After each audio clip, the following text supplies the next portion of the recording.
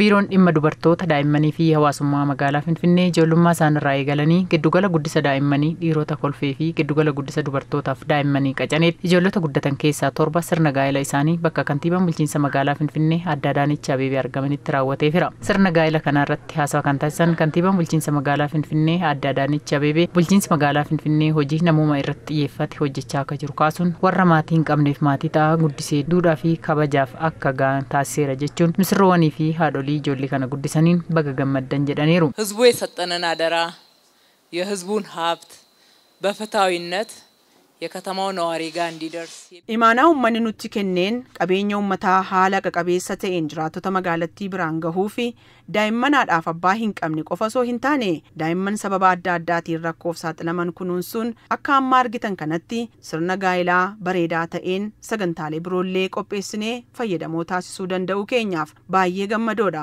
Gammachuun irraa immoo hundarra kan fooyyeedha. Ijoolleen kun guddatanii akkanatti bareedanii sirna gaa'elaa kana ga'uu isaanii caalaa wanti nama gammachiisu hin jiru. Dhugumatti isaan guddisuudhaaf hojiin hojjetame salphaa miti. Haadholii akka ilmoo isaaniitti imaanaa itti kenname itti gaafatamummaa galmaan gahaniif galanni isaaniif ta'a. Haadholii kanaan baga gammaddan jechuun barbaada. Ijoollee kana guddisnee sirna kanaan ga'uu qofa osoo hin taane jireenya isaanii boqonnaa taanuuf carraa hojii uumuun kanneen biroofis fakkeenya kan ta'u jireenya fayyaalessa akka qabaataniif bulchiinsi magaalaa Finfinnee yoomiyyuu akka maatiitti ijoollee kana bira akka dhaabbatus dubbataniiru. እነኚህ ልጆች ማሳደግ ብቻ አይደለም አሳድገን ለወግ ለማረቅ እንደዛሬው ማብቃት ብቻ አይደለም ወላጅ አሳድጎ ድሮ አላውቃችሁም አይልም.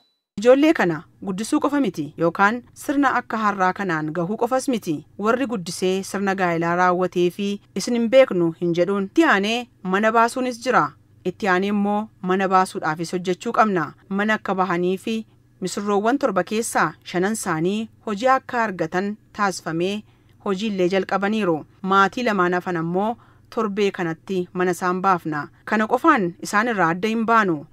Akka maatiitti jabaadhaatti jennee isaan hordofna isaan gaafannas isinis ijoollee hafaniif fakkeenya taatanii akka amma abbootiin isin eebbisanitti gaa'ela nagaa horattanii jireenya gaarii akka jiraattanii fi nu yeroo hundaa maatii keessanii bulchiinsi magaalaa Finfinnees akka abbaa faadhaatti isin waliin jira. Hooggantuu itti aantuu biiroo dhimma dubartoota daa'immanii fi hawaasummaa bulchiinsa magaalaa Finfinnee Aadde Zinnash Katamaa bulchiinsi magaalichaa namummaa irratti xiyyeeffatee hojjechaa jiraachuu kaasuun ijoollee kana daa'imummaa irraa kaasee kunuunsa maluuf taasisee fi guddisee har'a sadarkaa kanarraan ga'uun isaa waan guddaa ta'uu kaasuun ammas daa'imman hedduu akka guddisaa jiran dubbataniiru. Baratanii jiru. Ogummaa adda addaatiin illee leenji'anii jiru. Carraa hojii adda addaallee mootummaan mijeessifiiti jira. Har'a immoo ijoollee 7 dhaabbata guddisaa keenya keessatti guddataniif gaa'ela qopheessineefit gaa'ela sanarratti kabajamtuu kantiibaan teenya akkuma beektan ilmoo namaati irratti waan hojjetamu hunda irratti dursitee geechi har'a asitti argamtee si wajjiniin jira. Hojii hamma dhumaatitti hojii dhaabbataa akka argatan sinan gargaara. Haadha abbaadha si wajjiniin jirra. Nuti maatii keessanii kan jedhu ergaa akkasiillee nu dabarsanii jiru har'a. Kanaaf gammachuun irra nuti dhagaame daangaan qabu. Ijoollee kana warri naanii yookaan immoo guddistoonni gammachuun isaanitti dhagaamaa ture ifatti bo'aa turan jechuudha. Ammas ijoollee hedduu qabna. Isaanis kan baratu barumsa isaa fixee akka hojii argatuun goona. Kan gaa'elaaf ga'eef immoo gaa'elaaf gaafa qophaa'an immoo akkuma har'aa kanatti sagantaa qopheessinee hamma of danda'anitti duuba kan jiru ta'a. Bulchiinsi magaalaa keenyas kantiibaan keenyas waadaa nu galaniiru jechuudha. Haadholiin ijoollee kana guddisan dhamaatii hedduu booda ijoolleen kun sadarkaa kanarra ga'uu isaanii gammachuun isaanii olaanaa ta'uus ibsaniiru.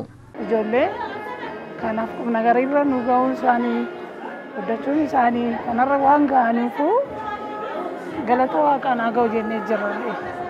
Har'a wallaahi akkamitti dubbata hundumaa wayiiti ilaaltu akka wanni ijoollee xiqqoo tahee akka guddoo tahee wayiiti ilaaltu nama wanneedha nama gammachiisa. Ijoolleen kun akka haadhaa fi abbaa qabanan hin qabne amma mangistiirra guddatan.